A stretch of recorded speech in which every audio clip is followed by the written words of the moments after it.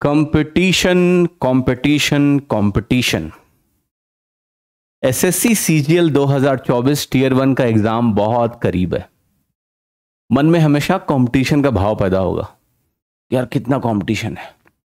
तो आज मैंने सोचा कि थोड़ा सा इस वीडियो के माध्यम से बात करते हैं कि जो लेवल ऑफ कंपटीशन है वो एसएससी सीजीएल 2024 में कैसा है। दो बातें करूंगा। पहली बात है कि पिछले 9 सालों में 9 वर्षों में जो कंपटीशन रहा है, अगर हम एस्पिरेंट टू एस्पिरेंट मार्किंग करें, यानी कि आखिर कितने बच्चों ने अप्लाई किया, कितने बच्चों का सिलेक्शन हुआ, लगभग कितनों में से कितने का हुआ, एक सिलेक्शन की फाइट कितने बच्चों से थी, लगभग इस तरह का एक एनालिसिस करें। कितने लोग अपीयर हुए, उनमें कंपटीशन का लेवल क्या था, क्योंकि सिर्फ फॉर्म भरने से नहीं होता है, आखिर कितने लोग एग्जाम देते हैं वो ज्यादा मैटर करता है। फिर बात करेंगे हम कि क्या यही सोल फैक्टर है, नंबर ऑफ वैकेंसीज और कितने लोग अप्लाई कर रहे हैं, कितने लोग अपीयर हो रहे हैं, या फिर कुछ हमें सब्जेक्टिव एनालिसिस पे भी जोर देना चाहिए।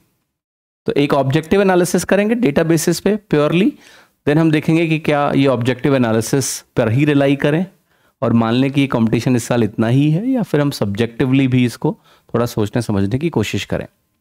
तो चलिए शुरू करते हैं। आप सभी को रेमो का नमस्कार। आशा करता हूं आप सभी स्वस्थ हैं, मस्त हैं और अपनी पढ़ाई में पूरी तरह से मशगूल हैं और व्यस्त हैं। तो चलिए शुरुआत करते हैं और बात करते हैं कंपटीशन के स्तर की।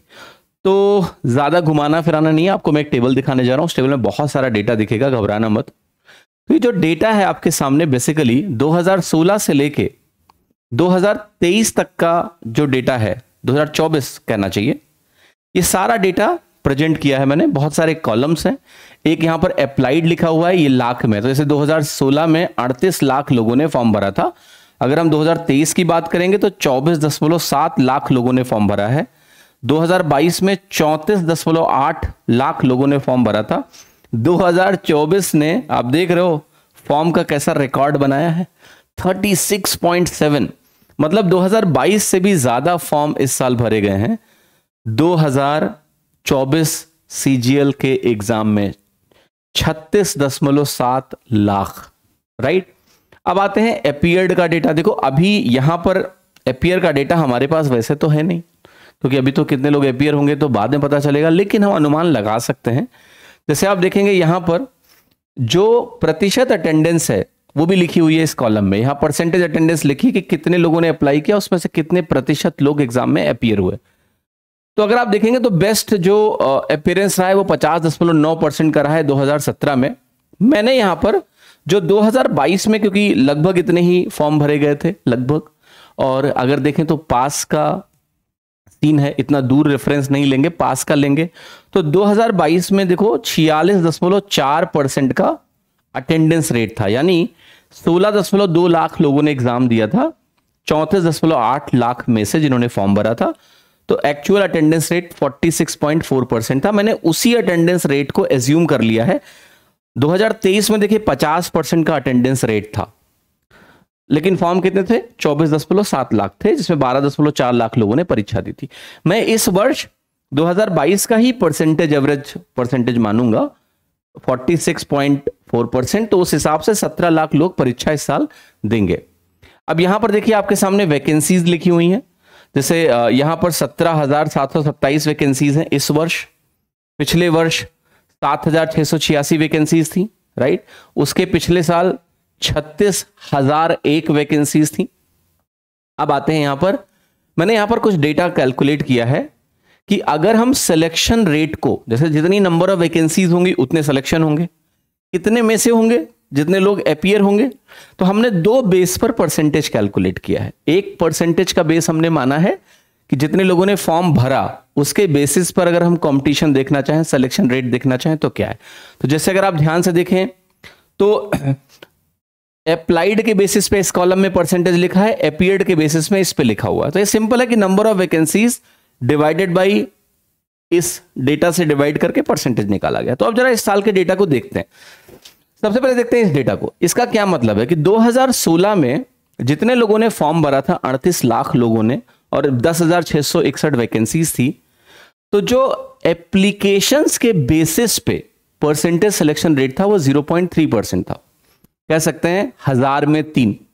अगर आप जाएंगे हेड टू हेड मार्किंग करेंगे तो आप कह सकते हैं कि लगभग 356 एप्लीकेशंस में से एक का सिलेक्शन होना था। तो 1 आउट ऑफ एवरी 356 अप्लाइड।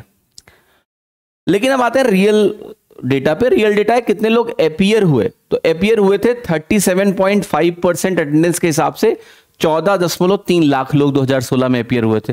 तो अगर अपीयर्ड पे आप कैलकुलेट करेंगे कि सिलेक्शन, एक का सिलेक्शन औसतन कितने लोगों में से हुआ था, तो हर 134 में से औसतन एक का सिलेक्शन होता है।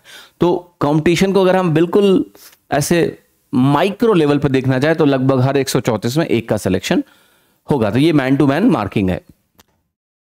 अब देखिए यहां पर इस डेटा को हमने हर वर्ष के लिए बना दिया। अगर आप गौर से देखें परसेंटेज के टर्म्स में, तो आप दो जगह देखेंगे कि नंबर ऑफ एप्लीकेशन पे हाईएस्ट परसेंटेज कहां है, 2022 में, क्योंकि 2022 में वैकेंसीज बहुत अधिक थी। तो जो selection rate number of applications पे था वो अराउंड 1% था। और अगर जितने लोग अपीयर हुए थे 16.2 लाख, अगर उसमें देखें तो 2.2% सिलेक्शन रेट था। दैट्स गुड नंबर, 1000 में 22 लोग सेलेक्ट हो रहे थे। अब आपकी चीजों को आसान करने के लिए इस परसेंटेज सिलेक्शन रेट को भी छोड़ दो, हम आते हैं वो 1 आउट ऑफ वाली कैलकुलेशन करते हैं, ताकि आपके दिमाग में ना कंपटीशन के स्तर का थोड़ा अनुमान लगे। एक तो परसेंटेज डेटा लिखा हुआ है, आप देख सकते हो, जैसे 2024 में जो अनुमान है वो सिलेक्शन रेट लगभग 0.5% जिन लोगों ने अप्लाई किया उसके हिसाब से, राइट। इसको हम बोलेंगे 2000, मतलब परसेंटेज में अगर देखोगे तो आपको होगा 100 में 0.5 यानी 200 में 1, अगर परसेंटेज के सेंस में सीधे सिंप्लीफाई करने की कोशिश करें तो। लेकिन जितने लोग अपीयर होंगे उसमें लगभग 1% का डेटा होगा, यानी 100 के आसपास लोगों में एक व्यक्ति का सिलेक्शन होना। तो ये छोटा कंपटीशन नहीं है। ऑल्दो अगर 9 साल को हम कंपेयर करेंगे तो उसके रेस्पेक्ट में भी देखेंगे कि कंपटीशन का स्तर क्या है, सिर्फ इस बेसिस पे कि डेटा वैकेंसी के हिसाब से क्या निकल के आता है। तो अगर आप ध्यान से यहां देखें तो मैं अभी आता हूं अप्लाइड के केस में। तो अगर आप गौर से देखेंगे तो 2016 में 356 में एक का सिलेक्शन होना था, हर 372 में लगभग एक का सिलेक्शन होना था, मतलब एक के आगे इतने में से एक का सिलेक्शन ऑन एन एवरेज है। 233 में एक, 256 में एक, 308 में एक, 274 में एक, 97 में एक, मतलब 100 से कम ये सिर्फ एक साल में 2022 में, जहां वैकेंसीज बहुत आ गई, 322, 207। तो रेस्पेक्टिवली अगर आप देखो तो 2023 की तुलना में इस साल कंपटीशन कम है रिलेटिवली इस डेटा के हिसाब से, क्योंकि हर 207 में लगभग एक का सिलेक्शन होना नेचुरल है, क्योंकि वैकेंसीज ज्यादा है। अगर अपीयर्ड का डेटा देखें तो आप देखोगे 2016 में हर 134 में एक का सिलेक्शन, 2017 में हर 190 में एक का सिलेक्शन, जो लोग एग्जाम देते हैं अपीयर्ड उनके बेस पर। यहां 75 में एक का सिलेक्शन, ये वर्ष है 2018, राइट। 2019 में 116 में एक का सिलेक्शन जिन लोगों ने एग्जाम दिया, उसमें 101, 102, 45, 161 और 96। आप देखो कि बेस्ट जो सिलेक्शन के पॉसिबिलिटी थी वो 2022 में थी नेचुरली, बिकॉज 45 में एक का सिलेक्शन, जो लोग अपीयर होते हैं रियल कंपटीशन, उन्होंने एग्जाम दिया, वो रियल कंटेंडर हैं, वो कम से कम मैदान में उतरे, जो मैदान में उतरे उनमें से हर 45 में लगभग एक का सिलेक्शन हुआ ऑन एन एवरेज अगर बात करें तो इस साल वो डेटा 96 है, राइट। तो अगर हम कंपटीशन इंडेक्स क्रिएट करें, और कंपटीशन इंडेक्स में रैंक 1 हम उसको देंगे, जिसमें वो 1 आउट ऑफ की जो कैलकुलेशन हम लोग कर रहे हैं, जहां पर कंपटीशन इजी है उसको हम बेहतर रैंक देंगे। जैसे रैंक 1 का मतलब इजी कंपटीशन, इजीएस्ट कंपटीशन इस डेटा के हिसाब से। तो अगर आप गौर से देखेंगे तो अगर नंबर ऑफ एप्लीकेशंस के बेसिस पे अगर आपको जज करना हो तो इजीएस्ट कंपटीशन था 2022 में, राइट।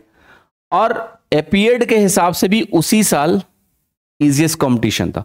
तो 2022 was the golden year for SSC CGL exam, क्योंकि यहां पर चाहे नंबर ऑफ एप्लीकेशन को बेस मान लो, चाहे नंबर ऑफ अपीयर्ड को बेस मान लो, वैकेंसी इतनी अधिक थी कि लीस्ट कंपटीशन था। अगर हम बात करें हाईएस्ट कंपटीशन की, तो यहां भी दोनों, चाहे अप्लाइड ले लो चाहे अपीयर्ड ले लो, उस केस में हाईएस्ट कंपटीशन 2017 में था। हाईएस्ट कंपटीशन, यहां पर 8 रैंक का मतलब ये नहीं कि इजी है, मैंने सबसे आसान को 1 रैंक दिया है, और जैसे अगर किसी की रैंक 2 है तो वो 1 वाले से थोड़ा मुश्किल है। 8वीं 9वीं रैंक, क्योंकि 9 साल का डेटा है, ये हाईएस्ट डिफिकल्टी थी, हाईएस्ट कंपटीशन था 2017 में, चाहे आप अप्लाइड पे कैलकुलेट करो चाहे आप ऐसे कैलकुलेट करो, ऐसे मैंने रैंकिंग यहां बना दी है।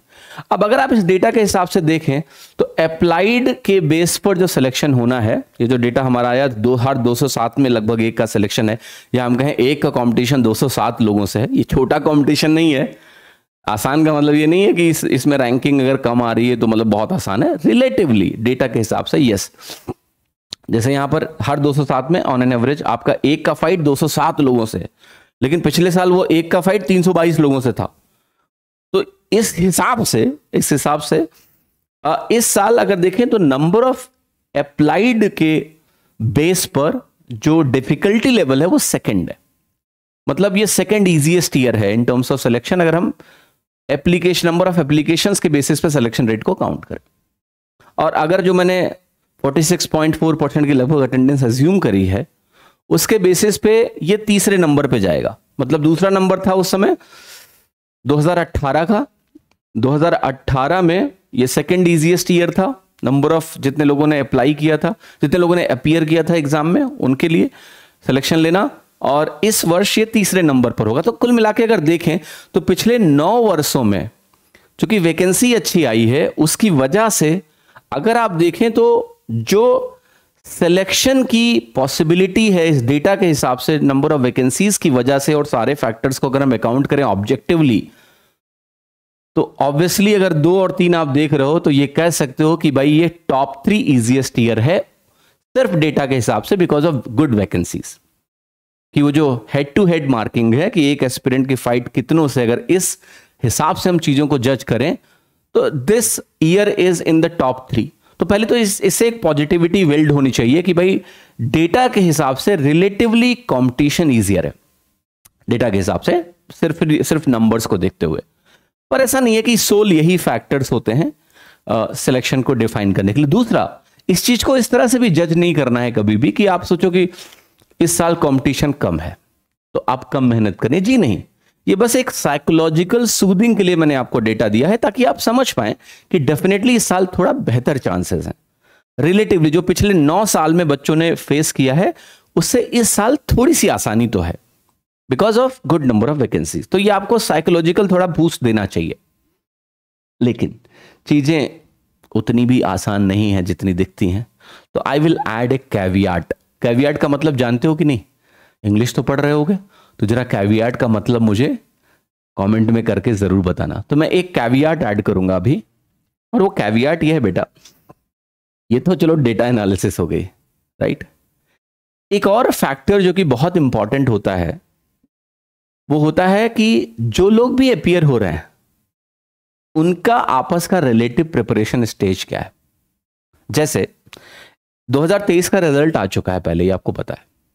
अब आइडियली 2023 के जिन बच्चों को अपनी पसंदीदा पोस्ट मिल चुकी है, पसंदीदा लोकेशन मिल चुकी है, उनको अपीयर नहीं होना चाहिए। That's ideal scenario, right. But ऐसा होता नहीं है, दे रीअपीयर। और एक प्रॉब्लम और भी है कि 2023 के बच्चों का कुछ कोर्ट केस भी चल रहा है, राइट। तो 2023 के बच्चों का कोर्ट केस चलने की वजह से, कुछ कोर्ट केस चल रहा है, वो भी एक मामला है। कई थोड़े ज्यादा बच्चे रीअपीयर हो जाते हैं जो सिलेक्टेड बच्चे हैं, क्योंकि सिलेक्टेड बच्चे नेचुरली एक बार एग्जाम में सेलेक्ट हो चुके हैं तो they are much better competition, okay, because एक बार वो एग्जाम निकाल चुके हैं तो इतना डर नहीं होता उनके अंदर। तो वो ड्यू टू वन और अदर रीजन दे रीअपीयर। ऐसा नहीं हर साल लोग रीअपीयर करते हैं, किसी को होम स्टेट चाहिए होता है, नहीं मिला तो रीअपीयर। तो ऐसा नहीं कि रीअपीयर लोग नहीं होते हैं, बट इस साल ज्यादा लोगों के रीअपीयर होने की संभावना है because some matter is pending in the court. तो उस केस में थोड़ा फियर फैक्टर होता है, और उस फियर फैक्टर की वजह से मोर स्टूडेंट जो सेलेक्ट भी हो चुके हैं, शायद उनको सब कुछ अच्छा मिल चुका है, फिर भी वो डर की वजह से रीअपीयर हो जाते हैं। तो that will add a slight more competition to you, but don't worry, क्योंकि उन लोगों की ज्वाइनिंग भी हो चुकी है, आपको पता है ज्वाइनिंग हो गई है। तो ऐसा नहीं कि वो फुल टाइम तैयारी कर रहे होंगे, उतना टाइम उनको मिल रहा होगा। बट एनीवे, ये सब चीजें आपके हाथ में नहीं है तो इसके बारे में ज्यादा सोचना नहीं है। लेकिन कुल मिला के मैं ये कहना चाह रहा हूं कि there can be many factors deciding the competition, but still अगर हम टेबल के डेटा को देखें गौर से तो डेफिनेटली ये बहुत ही गोल्डन ईयर है मेरा सिर्फ कहने का मतलब यह है, अपनी तैयारी को खूब मजबूत बनाइए। जो भी पॉजिटिव खबरें होती हैं, जैसे इस साल सिलेक्शन के चांसेस थोड़े बढ़िया हैं, रिलेटिवली बढ़िया हैं, बढ़िया का मतलब मैं नहीं कह रहा हूँ कंपटीशन नहीं है, बहुत कंपटीशन है, अब भी है, बट फिर भी रिलेटिवली बढ़िया है। That's a good news. Why not to be more positive about it and work more harder, कि इंश्योर करें कि यार इस साल इस अपॉर्चुनिटी को मिस ना करें। ठीक है, that's it from my side. बाकी आपको क्या लगता है कि कंपटीशन कैसा है, कमेंट करके ज़रूर बताइएगा। दूसरा एक और अनाउंसमेंट है कि अभी मैंने दो सेशंस आपके लिए प्लान करे हैं, जो लगभग 6-6 घंटे के 2 सेशंस होंगे। एक में मैं आपको रैमोथॉन 1, जिसमें हम 2024 टीयर 1 को ध्यान में मद्देनजर रखते हुए आपको पूरे अरिथमेटिक का रिवीजन कराएंगे 120 क्वेश्चंस के साथ, कंप्लीट रिवीजन। इसमें हर तरह के सवाल होंगे जो आपके एग्जाम में आ सकते हैं, शॉर्ट अप्रोचेस होंगी, सारा कुछ होगा। लगभग 6 घंटे का सेशन होगा। एक ये सेशन आपको मैं कराऊंगा। दूसरा सेशन सिमिलर एक एडवांस मैथ का होगा, जो भी लगभग 6 घंटे का होगा। उसमें भी सारी चीजें आपको रैमोथॉन में मिल जाएंगी, राइट। इसकी एग्जैक्ट डेट क्या होगी, क्या मैं वीडियो अपलोड करूंगा रिकॉर्ड करके, या मैं आपको लाइव सेशन दूंगा, इसकी जानकारी मैं आपको कल दे दूंगा। ठीक है, तो तब तक के लिए शुक्रिया, बहुत बहुत धन्यवाद।